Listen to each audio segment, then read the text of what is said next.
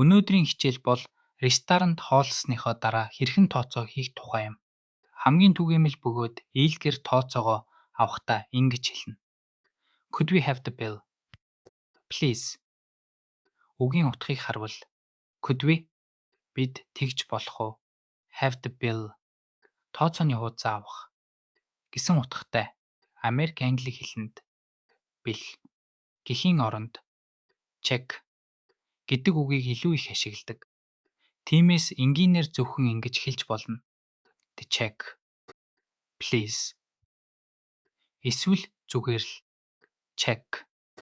Please. Гэхэд л хангалттай. Найзуудаараа хоолсны дараа тооцоогоо хувааж төлөх үе гардаг. Энэ үед хуваах буюу split гэдэг үгийг ашиглана. Can we split the bill? Энэ нь бид тооцоогоо тэнцүү хувааж төлж болох уу гэсэн үг юм. Харин хүн бүр өөрийн эцсэн зүйлийнхээ л тооцоог тусдаа төлөх бол ингэж хэлнэ. We'd like to pay separately. Энд байгаа separately тус тусдаа гэсэн утгатай үг.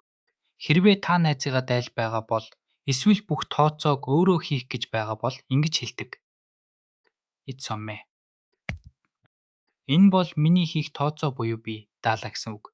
Эсвэл I'll get this. Би үүнийг төлчихье гэж хэлж бас болно. Төлбөрөө хэрхэн хийхээ асуухтаа эдгээр өгүүлбэрүүдийг ашиглана.